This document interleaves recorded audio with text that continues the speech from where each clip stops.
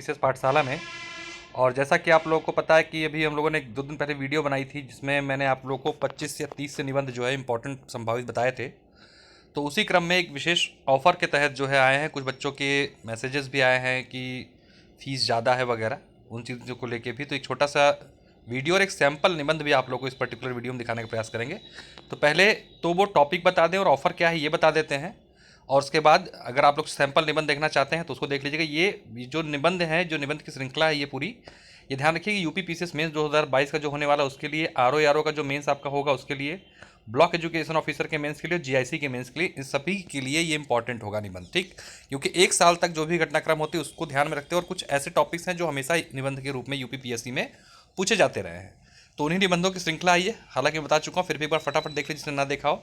ये निबंध आपको दिए जाएंगे। भारत में कृषि क्षेत्र, संभावनाएं और चुनौतियां, शिक्षा और नैतिक मूल्य, भारत रूस संबंध, भारतीय कृषकों की समस्याएं और उनके समाधान की राह। सब इंग्लिश में भी ध्यान रखिएगा, बाय दोनों लैंग्वेजेस मिलेंगे अलग अलग। जो भी आपका होगा आप उसकी डिमांड कर सकते हैं। एक राष्ट्र एक चुनाव, महिला सशक्तिकरण, दशा और दिशा, पोषण, स्वस्थ भारत के लिए, बदलते परिदृश्य में जलवायु परिवर्तन, साइबर अपराध और निवारण, समान नागरिक संहिता। देखिए सारे एकदम क्या कहते हैं ज्वलंत मुद्दे हैं। कृषि सब्सिडी, ब्रिक्स समूह, प्रासंगिकता और भविष्य, निजी क्षेत्र में स्थानीय आरक्षण सही या गलत, तीव्र शहरीकरण तथा अपशिष्ट प्रबंधन।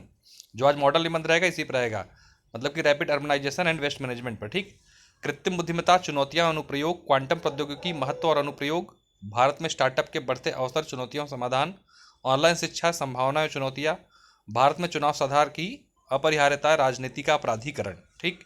महिलाओं के प्रति बढ़ती हिंसा, लोकतांत्रिक व्यवस्था में कलंक, ड्रोन तकनीकी उपयोग चुनौती, क्रिप्टो करेंसी और भारत। इसके साथ 2 निबंध और हैं जो अंडर प्रोसेस हैं।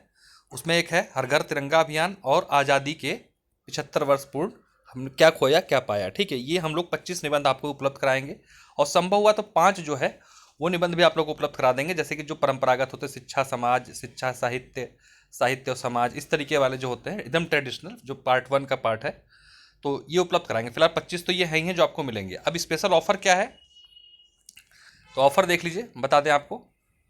जो ऑफर है, जो हम लोगों ने फीस इसकी रखी थी पहले 999, तो बहुत सारे बच्चों का मैसेज आया कि सर ये फ़ीस ज़्यादा है, यूपी पीसीएस मेंस हम लोग का है, और ऐसे में इतने कम टाइम के लिए इतनी फ़ीस हम नहीं दे पाएंगे। तो फिर मैंने इसे कंसिडर किया है और इसको हमने जो है अब कर दिया है 500, ठीक। मात्र 500 रुपये में आपको ये अब पूरे 25 निबंध, और साथ में अगर पॉसिबल हुआ तो मैं आपको वो निबंध भी उपलब्ध करा दूंगा जो अभी क्या कहते हैं कि हम लोगों ने नहीं दिए, ठीक है।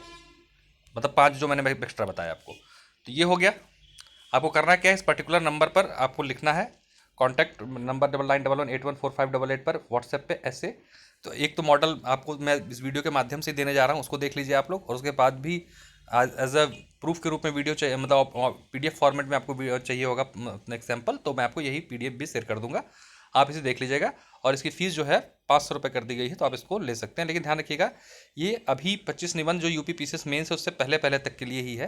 अगर आप लोग लेना चाहते हैं तो इसको ले लीजिए, क्योंकि उसके बाद मैं इसमें संख्या भी बढ़ा दूंगा निबंधों की, फीस भी हो सकता है थोड़ी सी इंक्रीज़ कर जाए। ये मेंस नज़दीक है, इस बात को ध्यान में रखते हुए फीस जो है कम कर दी गई है, ठीक है। तो ये नंबर है 9911814588 पर, इस पर आप लोग संपर्क कर सकते हैं। अब हम लोग आ जाते हैं आज के सैंपल निबंध पर, उसको देख लेते हैं एक बार फटाफट।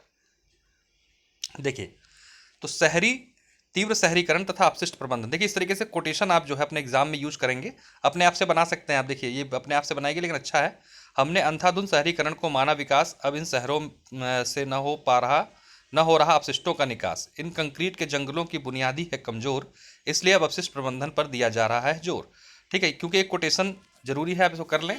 अब देखिए यहाँ पर आप लोग एक पहले तो कैसे कहते हैं, कंक्रीट आपको सबसे पहले निबंध में जो जरूरी होती है वो क्या होता है, कंक्रीट प्रस्तावना बहुत जरूरी होती है, क्योंकि यही से माइंड मेकअप हो जाता है टीचर का कि आपको कितने नंबर उसको देने हैं, कितने, ठीक है। तो मनुष्य तीव्र शहरीकरण के द्वारा विकास के पथ पर ऐसे अग्रसर हो रहा है कि वह प्राकृतिक रूपी अभिभावक को ही भूल गया है।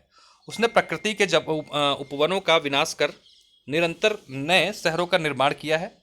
अब यही अव्यवस्थित शहर इसके लिए समस्या बन गए हैं। शहरीकरण से उत्पन्न समस्याएं इतनी विकराल हैं कि इनको सतत विकास लक्ष्यों में शामिल करना पड़ रहा है। शहरों के उत्पन्न पर्यावरण प्रदूषण व अपशिष्टों ने हमें यह सोचने पर मजबूर कर दिया है कि क्या विकास का यही पैमाना है, क्या हमने शहरीकरण के सही मानदंडों को अपनाया है? क्या हमने विकास के चक्कर में मानव को ही संकट में तो नहीं डाल दिया? अब देखिए, आपने इतने सारे सवाल अपने निबंध में, प्रस्तावना में ही शुरू कर दिए हैं, मतलब उठाए हैं कि भैया ये सवाल हैं। और अच्छा निबंध माना जाता है जब आप उसमें सवाल उठाते हैं, तो टीचर को ये समझ में आ जाता है कि हाँ भैया, आपने इसको गहराई से जो है लिखेंगे आप इस निबंध को, तो यही से उसका माइंड मेकअप हो जाता है कि हमें इस बच्चे को अधिक नंबर देना है। फिर आपने बताया कि शहरीकरण समस्या नहीं है अगर इसे सुनियोजित और सुव्यवस्थित ढंग से किया गया। देखिए, शहरीकरण तो बिल्कुल भी समस्या नहीं है, क्योंकि शहरीकरण आज की मांग है। तो आप बताएंगे इसको कि भैया क्या वर्तमान में समस्या है। हमारा जो अपशिष्ट प्रबंधन है, उसका पीछे का मूल कारण शहरीकरण नहीं है, बल्कि अनियोजित शहरीकरण है। आपने बताया कि 31% आबादी अभी शहरों में निवास करी वर्तमान आज की डेट में, और 2050 तक पूरे 50% आबादी जो है नगरों में बस जाएगी। तो ऐसे में ये समस्या और विकराल हो जाएगी। आपने एक पैराग्राफ में अपनी चीज़ों को यहाँ बता दिया कि भैया समस्या क्या है डाटा के आधार पे।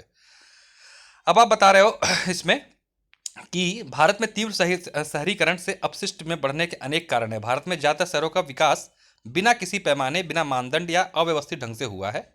ठीक है, आप लोग देखेंगे कि जितने भी पुराने शहर हैं वो मनमाने तरीके से बने। अब जो नए शहर बन रहे हैं, जैसे ग्रेटर नोएडा हो गया, नवी मुंबई, ठीक है, चंडीगढ़, ये क्या प्लान्ड में बन रहे हैं। लेकिन इससे पहले के पुराने शहर जो थे, वो मनमाना, बिना नक्शा पास कराए इधर उधर बन जाते थे। उससे क्या होता है, ना तो पानी निकलने की व्यवस्था सही से होती थी, न किसी चीज़ की व्यवस्था। इस वजह से दिक्कतें आई। आपने अब बताया कि शहरीकरण नहीं, शहरीकरण, अव्यवस्थित शहरीकरण क्या है, अपशिष्ट प्रबंधन की एक बड़ी समस्या का कारण है। इससे क्या क्या हो रहा है, इससे जो है बीमारियां और पर्यावरण प्रदूषण का एक कारण बन रही है। ठीक है, और स्वच्छता के प्रति जो संवेदनशीलता है उसमें हमें कमी देखने को मिल रही है, और ये कोढ़ में खाज के रूप में हो गया है। जैसे आप पुराने शहर देखिए कि जरा सी बारिश होती है आज के, पूरा शहर जो है भर जाता है, और फिर चारों तरफ पानी पानी, उससे कितनी समस्याएं होती हैं। फिर आप बताओगे अपशिष्ट प्रबंधन से तात्पर्य, अब है क्या मतलब अपशिष्ट प्रबंधन से, भाई ये भी तो बताइए आप। अपशिष्ट प्रबंधन से तात्पर्य शहरों से निकलने वाले अपशिष्ट पदार्थों के समुचित निस्तारण से है, जो कि शहरों के औद्योगिकरण व सघन जनसंख्या को केंद्र होते हैं। वहां से बड़ी मात्रा में अपशिष्ट निकलते हैं, जिसमें ठोस अपशिष्ट, तरल अपशिष्ट।